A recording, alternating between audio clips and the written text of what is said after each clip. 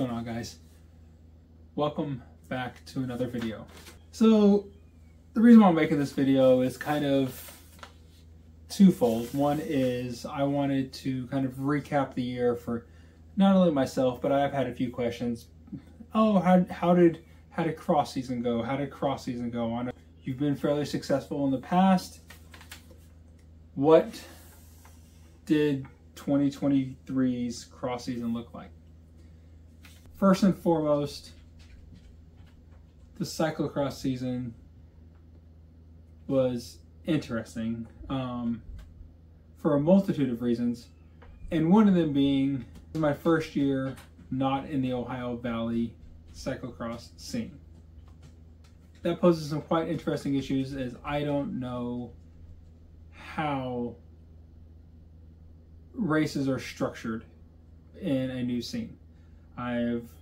I've been in multiple road scenes and raced across multiple disciplines. I have even raced cyclocross in like Western Tennessee in the mountains, and all of them have a little something different with how they do things.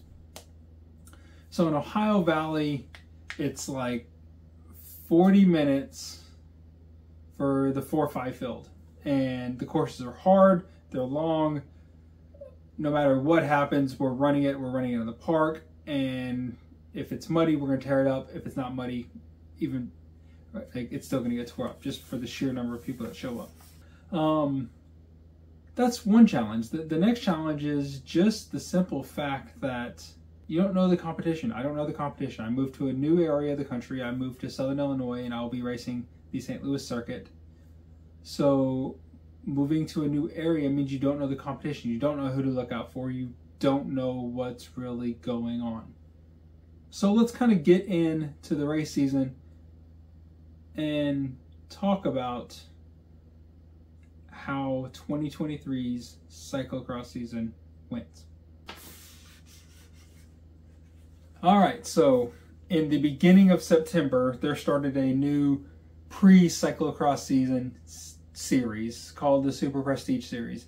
It takes place in Alton, Illinois, and I went in going, okay, I'm going to race the C race because it's not USAC certified, so the C is like a 4-5, the B is like a 3-4, and the A's are 1-2-3-ish, P1-2-3, P1-2, something along those lines, about that kind of split. So I was like, okay, I'm going to hop in the open C in like the 4-5 field because that's what I was racing in Cincinnati.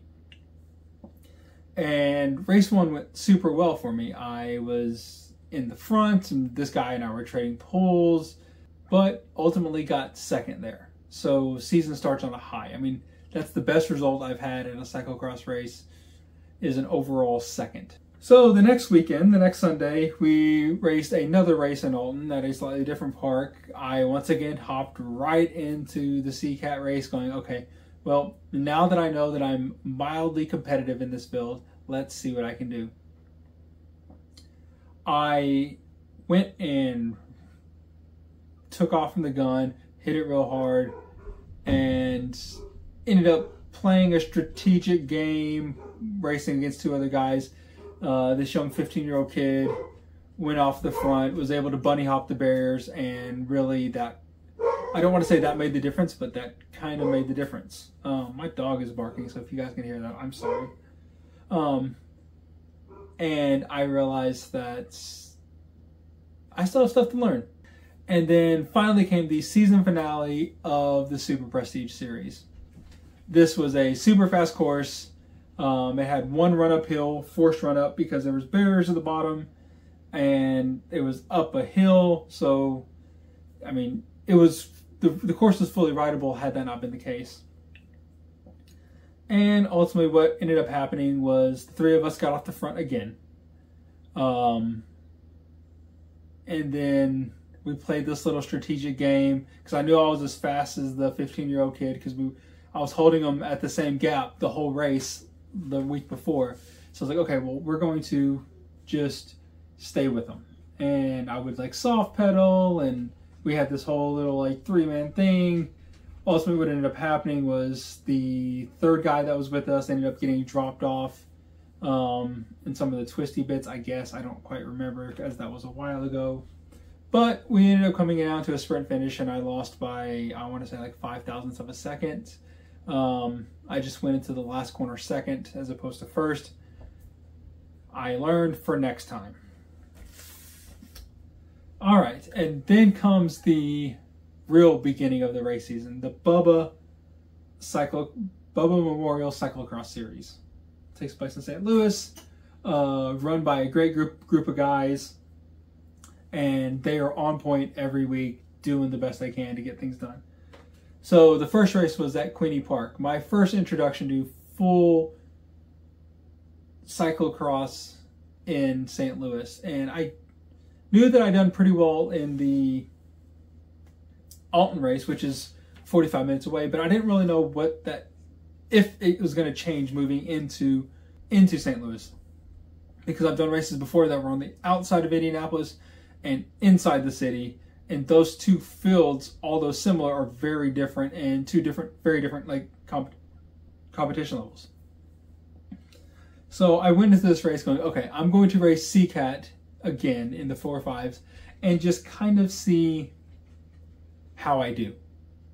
If I win, and if there's not a lot of, if the competition isn't what I was expecting, so it wasn't that higher level competition, I would just go ahead and move up and, move to the B race, which is like the 3-4 race, and see if I can get more of that competition there. I got there early, I pre-rode the course, and it kind of starts on this like false flat road section straight into this like steep hill, and it's like all the way uphill to the high point. So pretty much the only thing that I wanted to do was get in and hit it hard from the gun and just string it out from the beginning.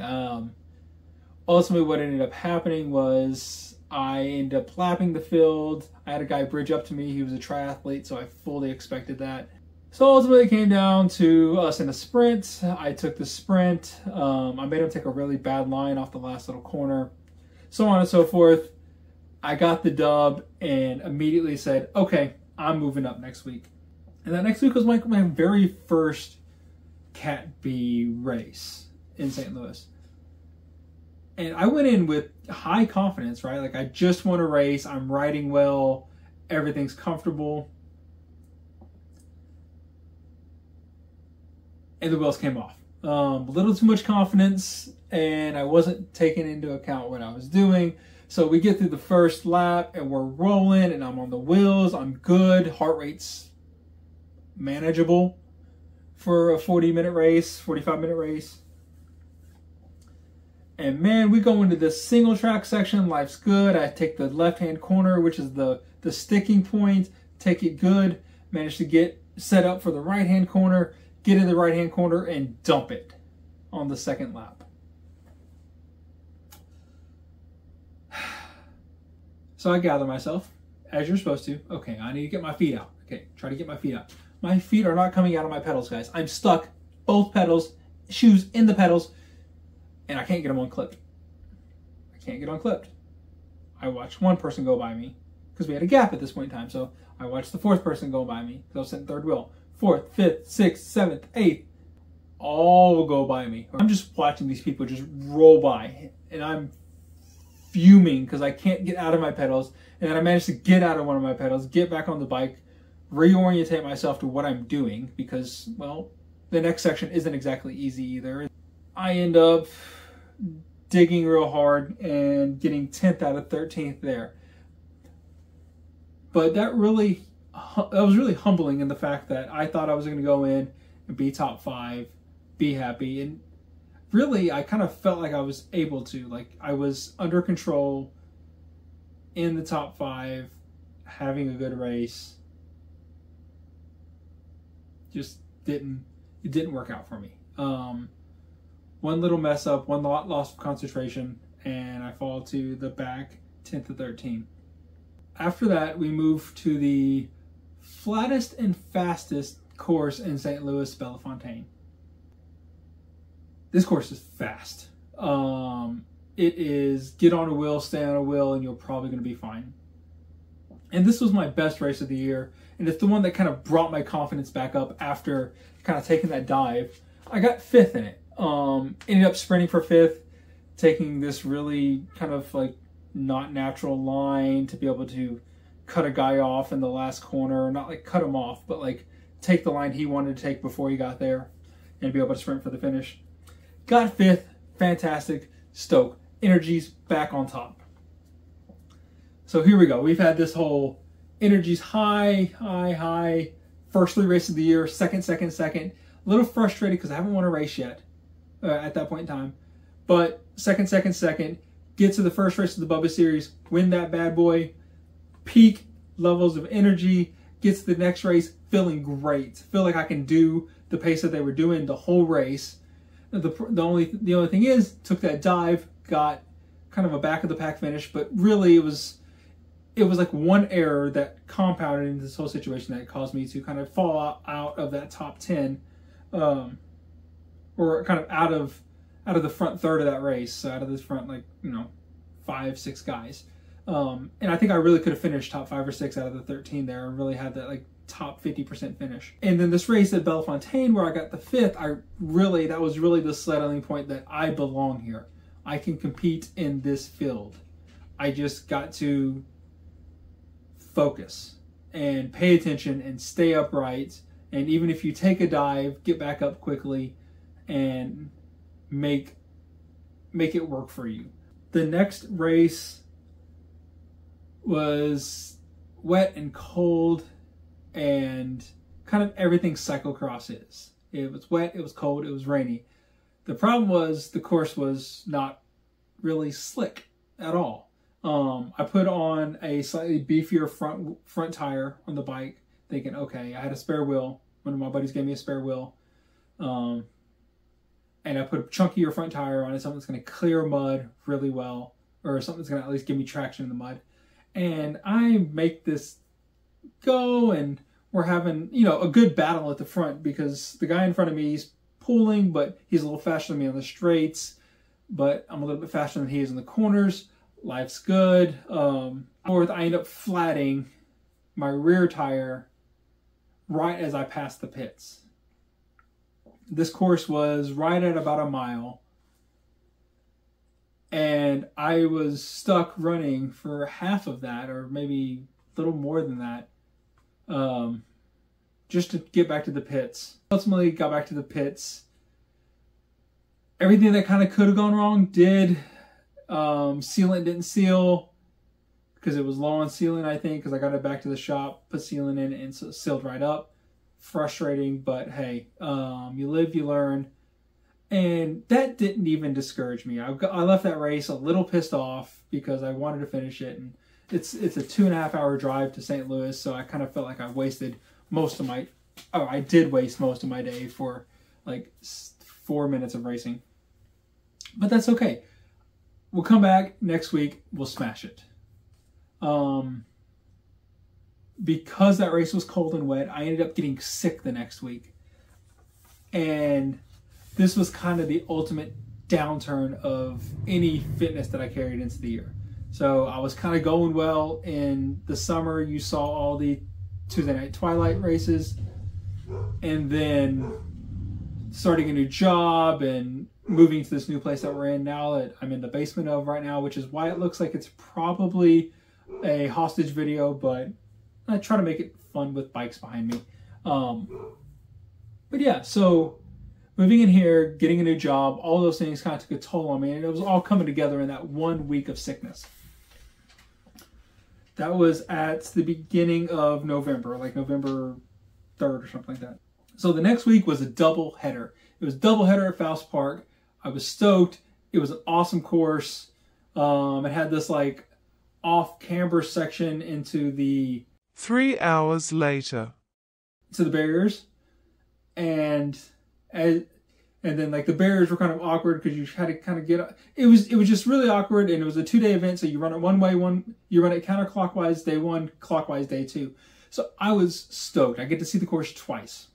Day 1, I don't know what happened. The wheels came off. Like I was coming up, I'm still getting off being sick. It was kind of chilly, but not that chilly. But I wanted to keep my core warm because my lungs were still hurt. My lungs were still kind of not feeling great. So I wanted to keep my core warm so that way nothing built up there. and I just ended up not doing super hot. According to this, I got 6 out of 10. I did have a pretty good ride though. Like I lost touch in lap 2, and then I just never managed to get back on, and I never got caught. Just rode a time trial for 40 minutes. The next day was the other direction. So on that first day, they had a big gravel event, and a whole bunch of people did that. And not too many people did the gravel races. I said 6 of 10. The next day, running it the other way, we had 50% more participation. Yeah, so we had 5 more people. So we had 15 people. So I got 6 out of 10 before, which is bottom 50%. And this week, at this time, I got 8 out of 15.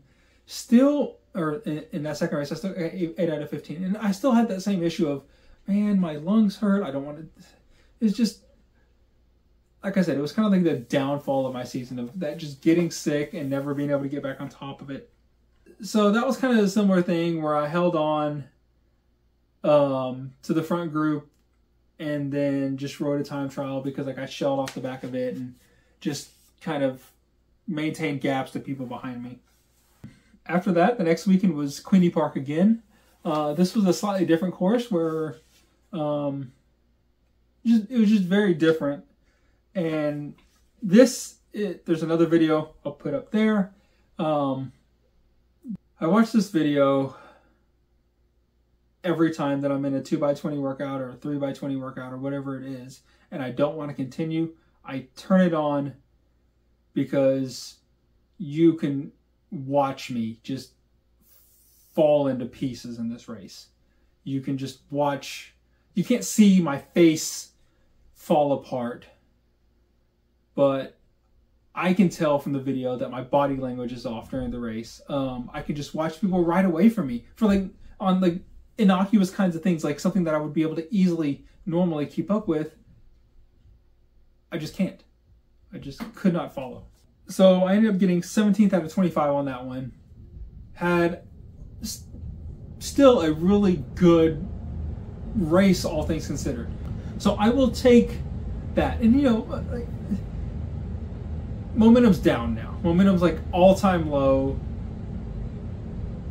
And I just didn't want to do it. And I'm just demoralized because even though I am getting to race against other folks, it's still for back of the pack, and nobody likes losing. Some people are better losers than me. I'm not a great loser. It's something that I need to work on. I lose very regularly, as you do in bike racing. You will lose more races than you win over your career. So you got to get used to it, and it's something that I need to work on, and it's a mind shift switch that I need to do, and I need to prepare for next year. So the next week was a race, and I was stoked.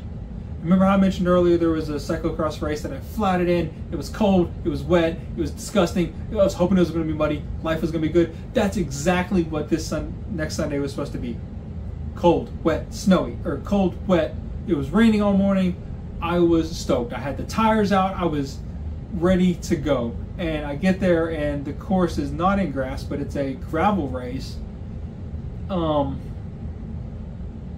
with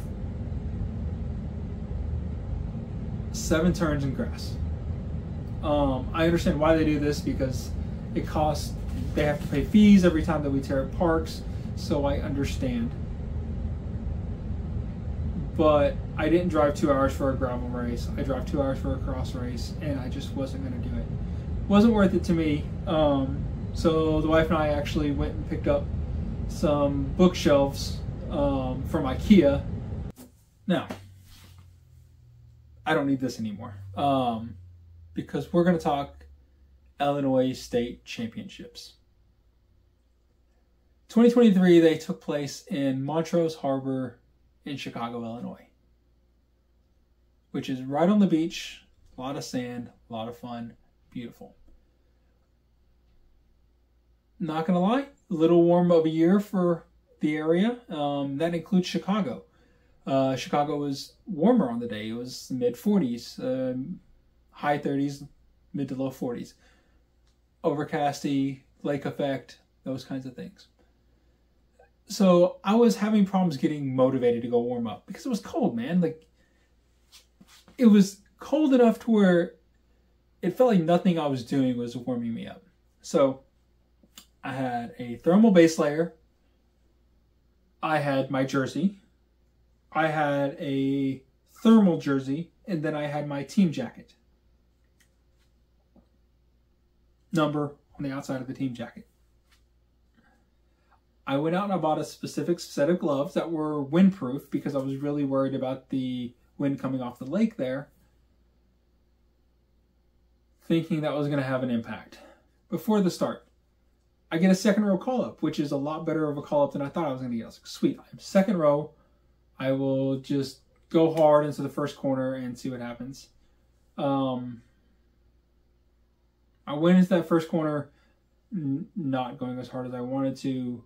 Was getting swarmed on the start-finish straight, or on the start-finish straight into the first corner.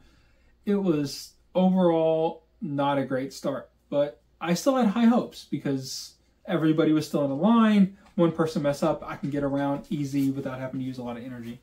The tires I was running were the Specialized Terra in the front, and I had a Donnelly MXP in the rear, which means I was just kind of, what I would do is I would just spin up the rear and get the and kind of essentially drift my way around the course. Let the front wheel bite and still have grip, and let the rear wheel kind of do its thing, whatever it wants to do. Use power to kind of get it around. Maybe not the best way.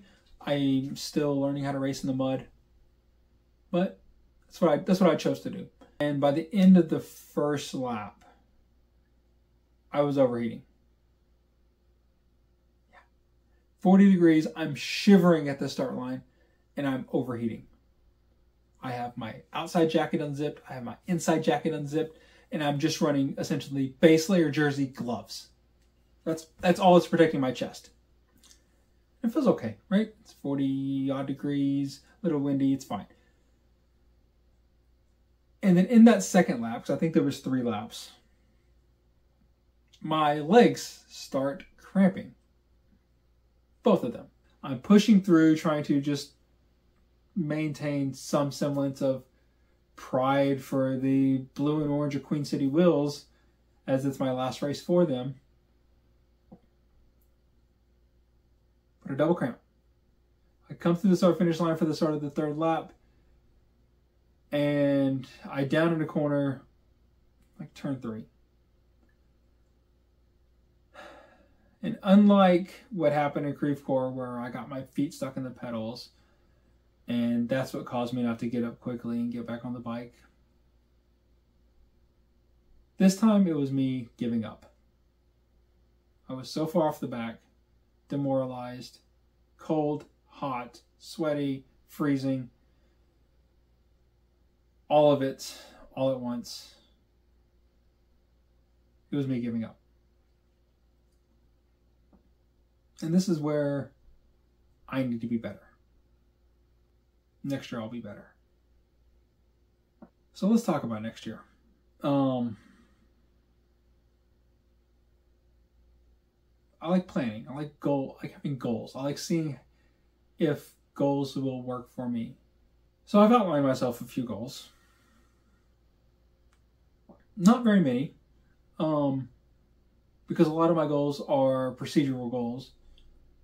But I do have big, lofty goals. This year I had a goal of reaching 7,500 miles on the year with a stretch goal of 10,000. I broke my collarbone. I defended my dissertation. My mother-in-law passed away, so we were traveling a lot. I moved. I started a new job. I started another new job. I moved again. So that's my excuses as to why I didn't hit my 7,500 mile goal. So maybe that goal is still attainable. I had a few other goals that I wanted to deal with, but I don't have them in front of me. A lot of it was macros. A lot of it was goals to getting to that 4 watt per kilo, 300 watt FDP, 75 kilo weight or mass. But currently, I didn't reach any of my goals. But that's okay. It was a hectic year, and with a little bit more stability in my life, I should be able to reach my target goal of 7,500 miles again next year with a stretch goal of 10,000.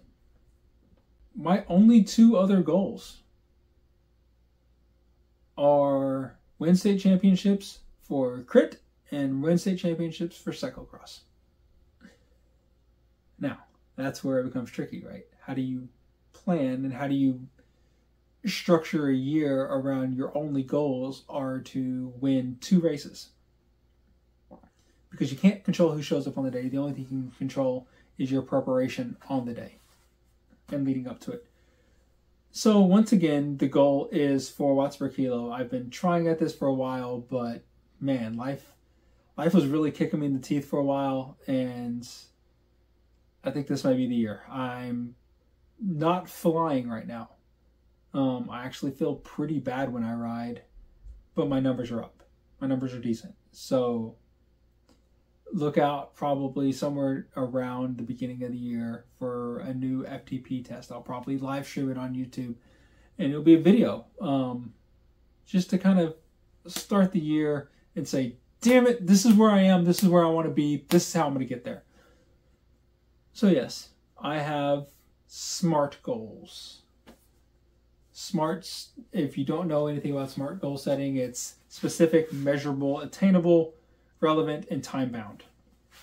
Really, the specific goal is 4 watts per kilo. 75 kilos, 300 watts. That is the specific goal. That is what I think it's going to take to get me on the top step. I think it'll take me at least 300 watts.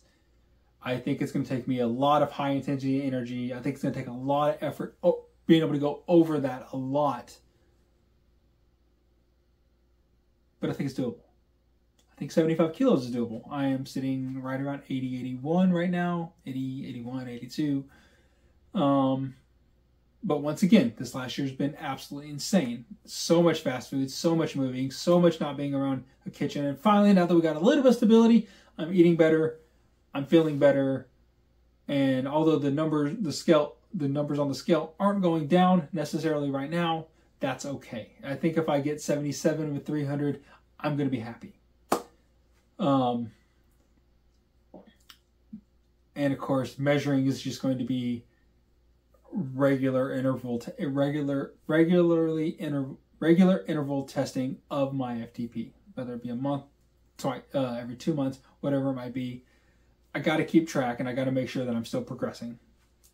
Attainable. Is my goal attainable?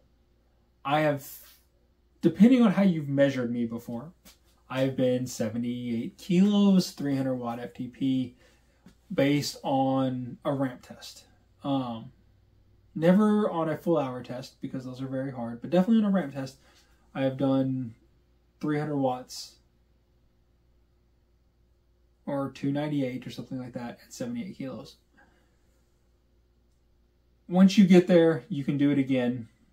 I'm not old enough to the point where those numbers are really going to start falling off, and that wasn't that long ago. So I definitely think that through consistent training in 2024, I can get there. And time bound, yeah. Races have dates. So you got to be good on those dates. You can't be good the day after. You can't be good the day before. You have to be good on that date. And that's the hard part. But I got a new bike. Motivation's high. Festive 5 homes coming up. So base miles everywhere. So that's a wrap up of my 2023 season. Goals for 2024 season. And we will see you next time. Thanks everybody for watching. Have a great day. Bye.